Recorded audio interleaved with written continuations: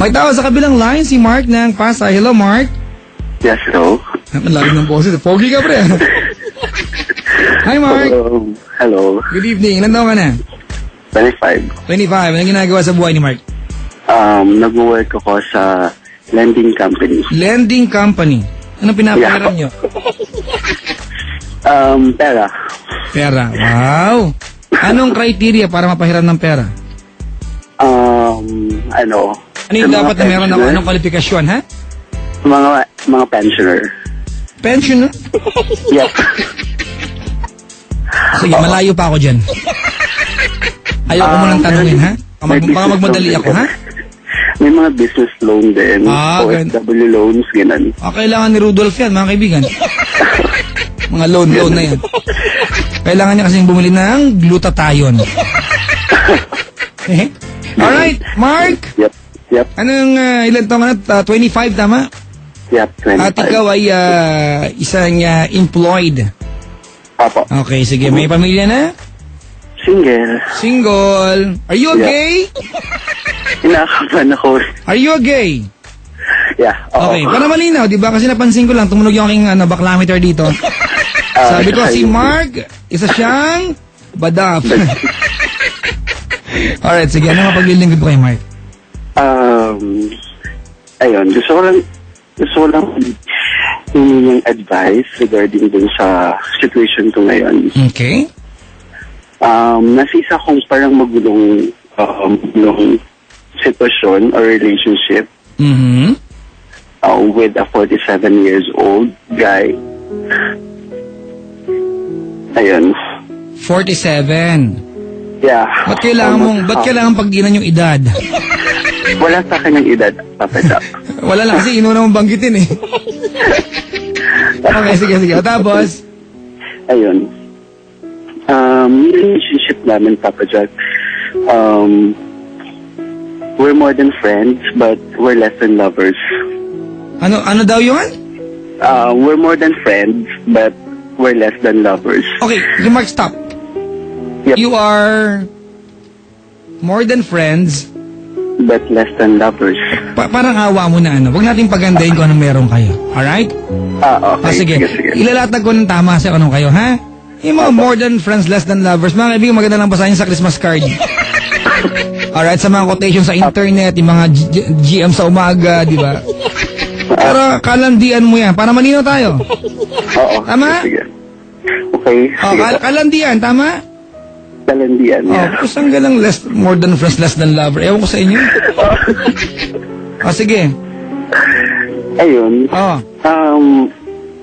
Actually, Papa Jack, akala ko it's part of the game. Akala ko it's parang hanggang dun lang kami. Teka lang, may naalala ko, Kapuray! Yung development ng kwento nila parang no other woman. Di ba? Yeah. Manunood ako kasi niyan Na-excite na ako, mga kaibigan. Anchor 18s. Di ba? Oo, ha? Ikaw naman, no other gay. You're the one. Tapos. Gay din siya. Hello? Andito lang ako. May kinausap lang kung Ayun. palakad-lakad na bisita. Tapos. Gay din siya, Papa Jack. Kinakabahan ako. Good. Siya ba may pamilya? Single din siya, Papa Jack. Alright. Okay, siya ba may karelasyon bago ikaw? Wala. Ikaw ba ay may sabit? Wala, single ako. So, bakit niyo pinipili na maging magkalandian kayo? Ano to? Dahil, sorry for the term, you want each other for sex and you want to give justification na, kunyari, mayroon kayong feelings more than, di ba? A bit more than friends, di ba? Para kunyari ma-justify na may dignidad yung ginagawa niyong sex. Parang ganun, di ba? Yes, Papa Jack. Ano na? Oo, ganun na po. Para kunyari magmukhang may dignity, di ba? Na may ginagawa kayo, kahit paano, may feelings naman ako di ba? Para hindi baboy yung dating.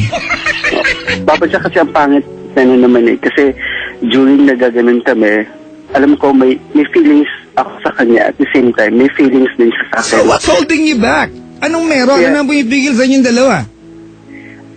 I don't know, Papa Jack, siguro hindi ako in denial sa kanya na nagsasabi ako sa kanya na I love you, pero siya, hindi ko marinig sa kanya na sabihan niya ako ng I love you too. Mahirap Alam mo nga yun, yun, di ba? parang- I love you, sagot, thank you.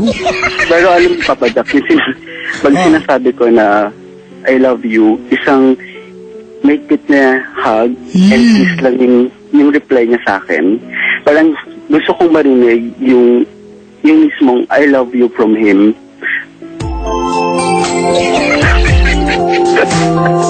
Ano ba yun? Bala ka. Ay, Ay. nakakatawa. Kasi parang, Girl! Ano mo ginagawa sa lahi mo, sister? ano po? Wala lang. Masyado kang machianis ka. Nakabahan ako. Sarah? Kanina pa ako nagda-dial. Oo, alam mo, girl, hindi ko yata carry yan. Ano po? Diba? It's so difficult. Ganito gawin natin, alright. So, hindi ko alam kung kaya kong pasinungalingan yan, pero ikaw ang nagsasabi sa akin na, Papa Jack, parang may magical connection naman, di ba?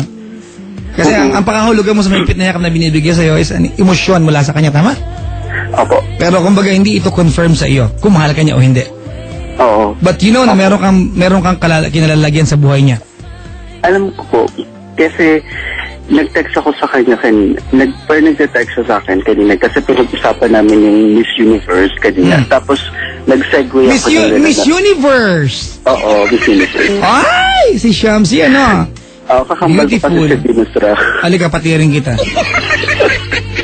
Tapos, Ayun, pinag-usapan namin yung kanina. Tapos, nag-segue ako na sabi ko, hindi mo naman talaga ako gusto eh. Iba naman yung gusto mo sa akin. Tapos, katawan lupa. Ganda mo, tapos- tayo. Tapos nag-reply siya sa akin na, bakit hindi mo ba maramdaman na gusto kita? Yung reply niya sa akin. Tapos sabi ko, ganun lang. Ganun. Maganda yan, di ba? Yung tipong, uy, mahal mo ako,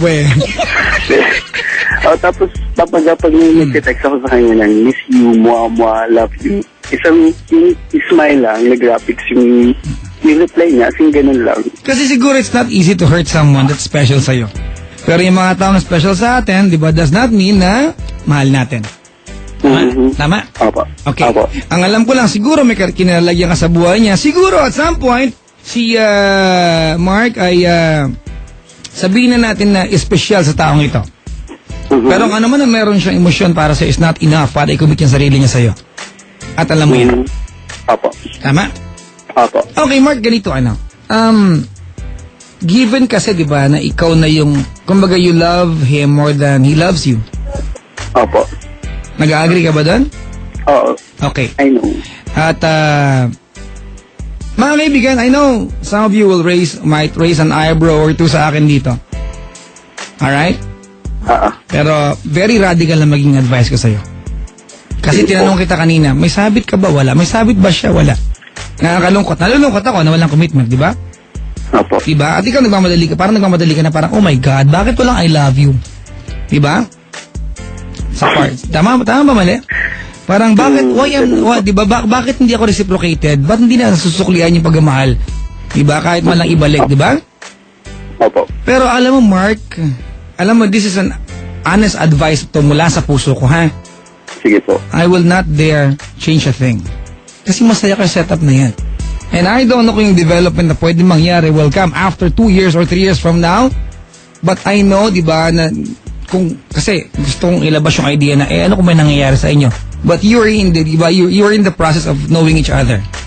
Yes. Tama? Opo. Opo. At kung ang... Hindi naman ako kaibigan, pasensya na po, baka panain niyo po ako sa maging advice ko. At kung ang banding niyo dalawa ay maghubarang kayo ng brief, which I cannot question, alright? Which I cannot question. But you are in the process, di ba? Of getting to know him, tama? Opo. Bakit natin puputulin? Why change the plan? Actually, Papa Jack, hindi naman ganun lagi eh. Ay, ano pala eh. But alam, at least kahit pa paano someone is making you feel special. Opo. Alright? Mm-mm. So, alam mo kung advice na tatanong mo sa akin, kasi sinasabi niya sa iyo na mahal ka niya o hindi. I know it's unfair, di ba? Kasi I realized, habang nakikinig ako sa iyo, Mark, na pag sinabi ko sa iyo na iwanan mo na siya, hindi ka na magiging masaya eh. Mm-hmm. Di ba? Exactly. Okay, at least diyan ka na muna. Go on. Go Diba? on with the flow. Well, radically, I regret to say yes, but yes. Mhm. Diba? Kasi that's what making you, diba? Happier in life. Tama? Kaya rin, Papa Jack, what if ganun? Yung sobrang ma-fall in love na ako sa kanya, tapos Then at that's end the of the time. day, Then that's the time that you do something. But that's not right now. Alam mo, Mark, nagpapaka-practical lang po ako. I know for a fact, Mark, na you cannot walk away from him. Alam mo kung bakit? Alam mo, because you don't have enough reasons para mag-walk away sa kanya. Kumbaga, hindi pa ganun kasakit sa'yo itong nangyayari para magically kaya mong umalis sa feeling niya. You need to be hurt. At hindi pa ito ngayon yun. Nag-e-enjoy ka pa. Yan ang buong katotohanan. Exactly. Tama, mali? At kahit sabihin ko sa iyo, Mark, yung gabi na, iwanan mo na siya. Di ba, wala ka napapala dyan. Hindi ko naman kaya sabihin sa ikaw nawawala, iba din ka, pre. Pasensya na po, mga kaibigan. Just being realistic here. Alright? Opo. Di ba kung nawawala ka, pwede ko na sabihin na nawawalan din siya. Tama, mali? Tama. Kahit sabihin ko sa ilang ulit ngayon, iwanan mo siya, hindi mo gagawin yan. Iba yung introduction ko pag umpisa ng show ko, di ba? Sinasabi ko, magkakaroon ng turning point ang lahat ng bagay. Something big will happen at wala ka pa sa puntong iyon. Mhm. Di ba? And, kahit ayoko kasi na iwanan mo siya, maghiwalay kayo, sabihin ko sa iyo, Mark, and then pag hiwalay na kayo, upo ka sa sulok at nag-iisip ka, minahal kaya niya ako o hindi? Di ba? At wala kang may sagot sa sarili mo. So feeling ko, that will be answered, alright? That will be answered, di ba? In the course ng samahan ninyo. And you have to discover kung talaga minahal ka niya o hindi. May mga bagay, mga kaibigan, this is very radical. Siguro mag-cult kayo sa akin. Ako, humingi ako ng tawad sa inyo. May mga bagay na mali sa umpisa. Papangatawanan mo. Hanggang maging tama. And I am, di ba? Ngayon, with all my heart tonight, I am hoping na maging tama ito. Kung ano man nakahulugan ng tama sa inyo. Sana maging tama ito. Alright? Yep. Yung mga bagay na sa umpisa, tama, pero hindi ka masaya. Walk away from it. Diba? Pero ito mali. Alam mo na, nakadepende ako, Mark, sa idea na kahit sabihin natin na hindi ideal yung samahan nyo kasi walang commitment, wala naman kayong inaapakang damdamin kasi wala kayong mga sabit. Tama? So, it's for the both of you to discover kung ano meron sa inyo will prosper as partners, diba, or not. At ikaw makaka-discover nun. Hindi mo yan pwedeng hulaan pag wala ka na sa piling niya. You have to go through it. Alright? Opo. Anong tawagan ninyo? Wala lang. Ha? Tinatawag ko, tawag na sa akin, Mac. Tawag ko sa kanya, Doc. Doc. Doktor pala siya. Huli ka. Alright. Kung nakaantabay siya, anong gusto mong sabihin sa kanya? Kala nakikinig yun. Go ahead. Doc? Doc? Ano?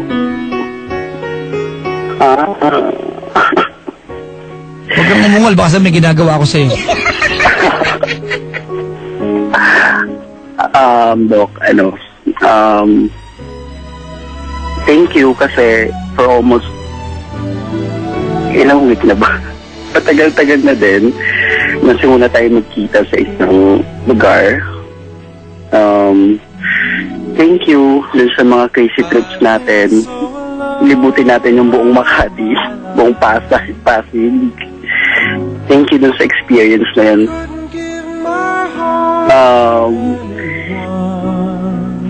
Alam mo na kung ano yung nararamdaman ko talaga para sa'yo. Sabi ko nga sa'yo, maghihintay ako kahit maging pensioner ka na.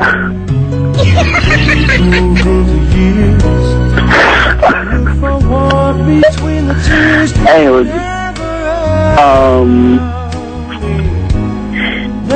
Sobrang different ka talaga din sa iba. Yung dimples mo, yung nagpapabata sa'yo, yung cute eyes mo, pinapasingkit mo. all the time.